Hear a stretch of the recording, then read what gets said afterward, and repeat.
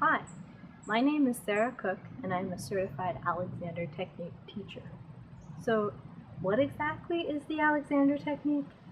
A lot of people think it's based on posture, standing with your back super straight, or walking in a certain way, or imagining that there's a string floating from your head. Now, in some ways, Alexander Technique is about learning about your body, your kinesthetic awareness, but I don't want you to think of it as posture related. Because when you think about it posture related, you put yourself into a box. What if you thought about Alexander Technique as looking at yourself with a conscious awareness in relationship to the external world? So what exactly does that mean? Have you ever noticed that you kind of go through the motions throughout your day?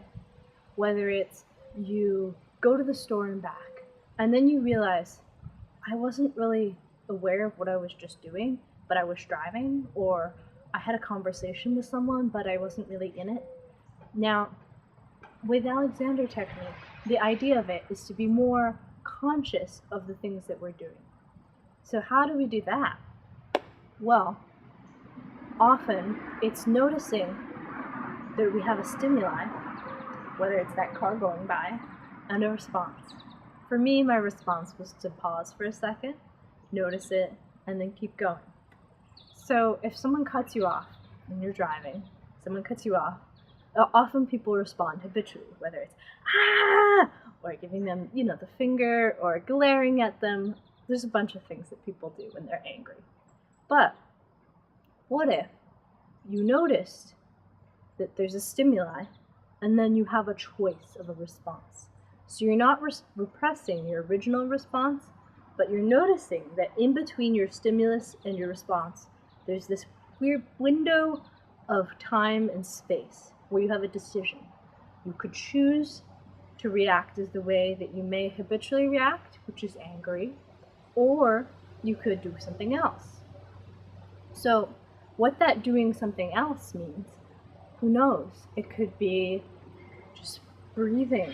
It could be waving at the driver and just smiling, or it could be allowing yourself to notice how you might regularly react and then say, what if I didn't do that?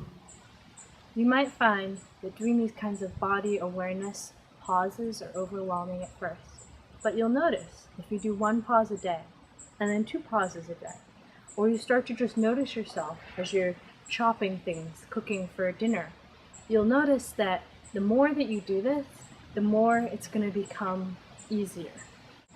At first, it'll feel that there's this external world, and then you have the kinesthetic internal world.